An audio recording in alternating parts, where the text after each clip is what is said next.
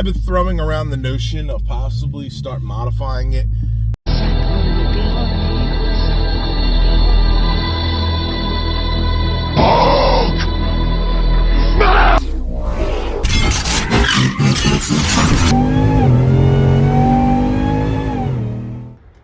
Alright guys, what is going on? Today's video, we are going to talk about if we should Whipple supercharge the Charger.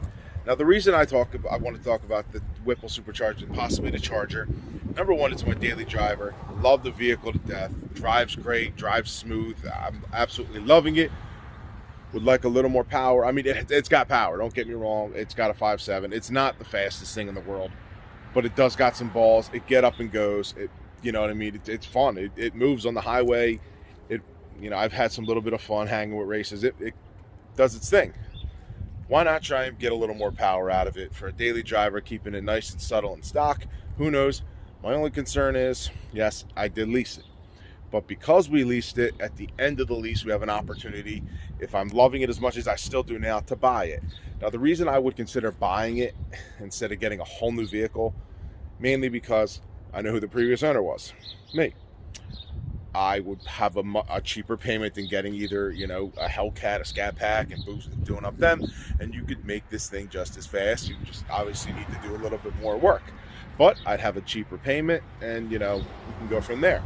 So guys, let's get a cold start in this thing. I haven't done a cold start in this in a while, and then we're going to go for a little drive. I actually got to go to the store, and we're going to talk about, you know, what we should do. Should we actually get a Whipple supercharger on the Charger? So let's get a cold start, and let's go. All right, guys, we'll get a little cold start on this.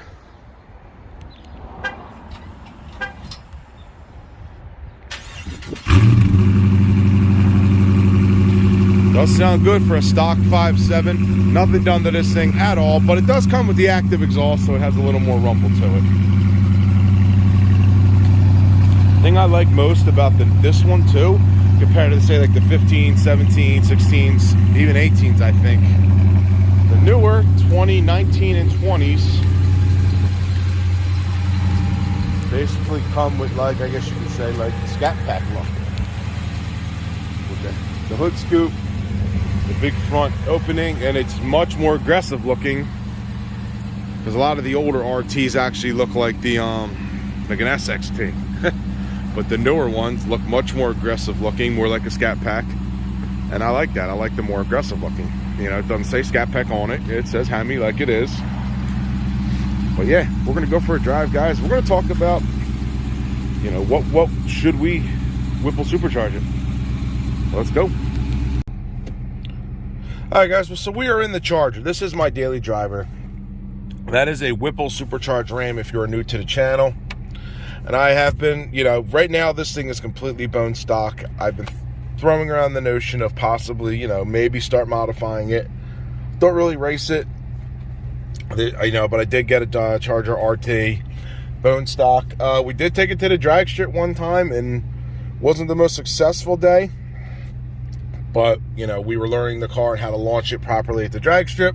The way I launched it at the drag strip did not work at all. We did a 14.00 at 103. Rolling into it was not the best idea. But, yeah, guys, that's, you know, I want to get this thing. I actually want to get this thing back to the drag strip again before anything else, you know what I mean? But, yes, I have been throwing on the notion of possibly putting a Whipple on this thing and modifying it and making it an absolute monster. Let me know what you guys think. It would be really cool to, like, you know, make this thing nasty. I don't know if I would go as extensive as you can see, my Ram over there, because this is my daily driver. Not too sure. Let me know what you guys think. As of right now, got this in October. I absolutely love this car. Great car to drive.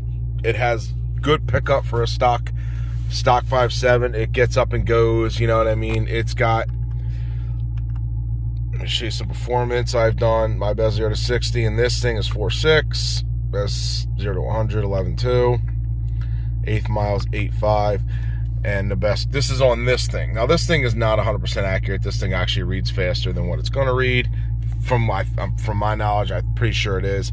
But I don't think that 13.1 100% accurate, I'm not gonna lie.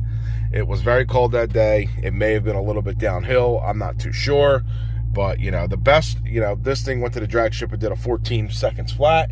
I know my buddy Dave Martin, he said he ran his Whipple Supercharge Charger RT with nothing else done to it, and he went 12.1. So that would be awesome to be able to run that time with basically nothing but a Whipple and no supporting mods. Once you start supporting mods, that's going to easily start dipping to the 11s and faster. So guys, let's go for a little drive, and we'll talk about, you know, the possibility of me getting a supercharger on this thing, or even just starting to modify it in general. Not too sure if I want to do it. What's your opinion? I do like the you know what I mean. What I like a lot about the Charger RT, it has all the performance pages. It's got a lot of the cool features that, you know, as you can see, the super track pack, sport mode, obviously. It has a lot of the cool features that, you know, I don't know if they come in all the chargers and stuff. You know, you get the gauges, force, engine, dyno, all types of cool stuff, as you can see. All, you know, the gauges I really like, timers, as you can see, BAS, acceleration, braking, all that stuff. I don't really mess with it too much, to be honest with you, because I just get it back and forth to work. But, you know, I would like to start doing more content with this at the drag strip, having more fun. But as for right this second, I would not be like putting a Whipple on this thing right away anyway. The first thing I got to do is build the motor to the beast. That thing needs the motor built before I even consider doing anything to this. That motor has to get built so the Ram is ready to rock and roll. And once we get rocking and rolling on the Ram, possibly we could start, maybe, you know, consider Whipple supercharging this thing. So yeah. Now, the reason I have not done anything to this thing yet, number one, is it's my daily driver. That is over. Sorry about the sun. Hopefully we can get out of the sun when I turn this thing around.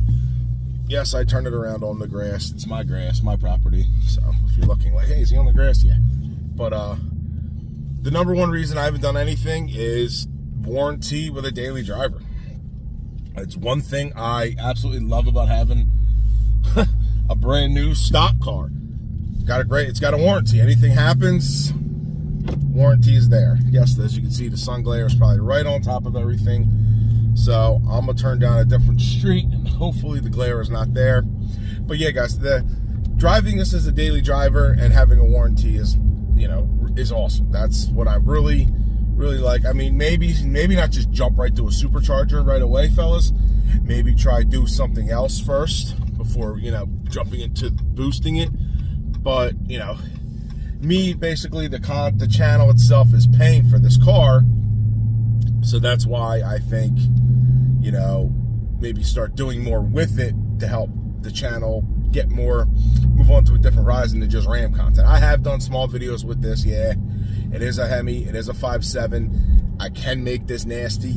Like I said, I did take it to the drag strip and have some fun with it. But what I would like to do is possibly start really making it sick as hell. This thing's already, you know, starting out going to be much faster than I can make the Ram. You know what I mean? A second faster. It's 1,000 pounds lighter.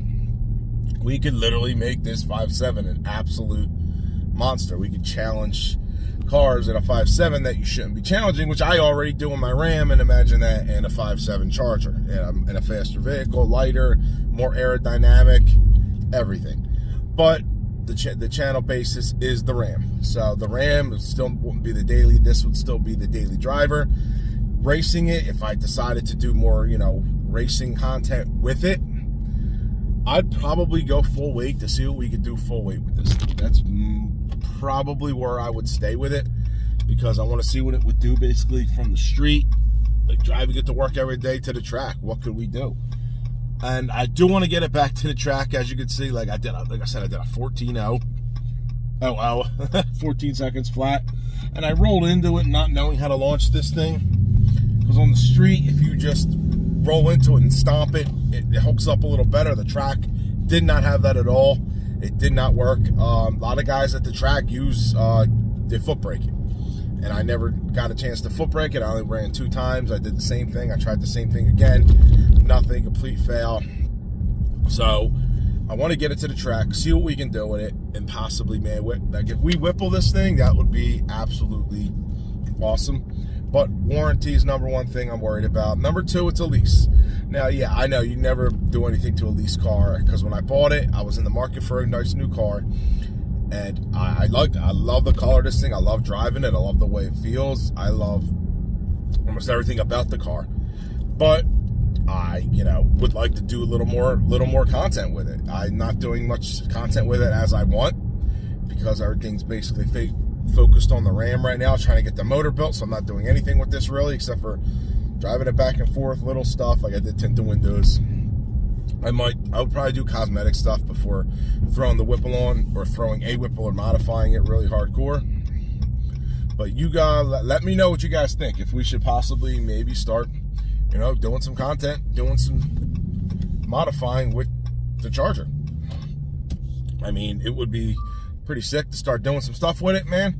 And I have, what do you think? Like, the thing about leasing it also is, when I leased it, I said I keep it stock, this and that, blah, blah. Who knows? You know what I mean? But the only reason I'm also considering doing that is because, like, when the lease is up, I have the option to buy it out. Yeah, of course, I could just go and buy a much better vehicle, because and when the lease is up, I'll be in a better situation to buy an even better vehicle, or even a better, it's going to have to be another daily. But I'm trying to get this out. I would get either another vehicle. Payment would be a lot higher, obviously, than this one would be. Say if I got if I literally was looking for a Hellcat or something like that, the payment's going to be almost double this, because its car's almost double the price. Or we keep this. I love it. We modify the crap out of it, and keep the low payment that it is, and the payment will actually go down. Once you buy out the lease, your payment's going to go down, because whatever you paid off on, for the 3 years comes off of the price, and they don't have to jack up the price on when you buy your own lease car. That doesn't work like that. It's just whatever the buyout is at the end of the lease, that's what you buy out for. So there's that option.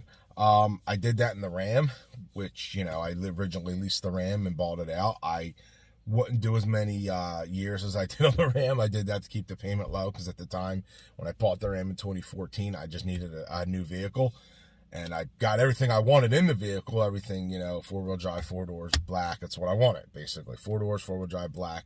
A couple other little small things in there that came with that I liked. Oh, sorry, guys. Love just driving this thing. Yes, my mount fell because I didn't really try.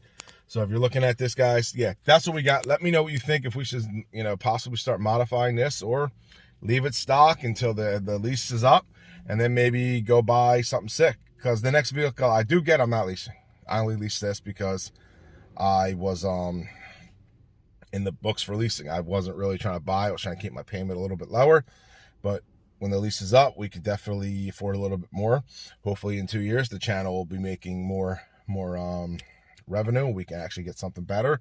Who knows? So we got a lot of options, guys. Let me know what you think in the comments, and I'll talk to you guys on the next one. Peace.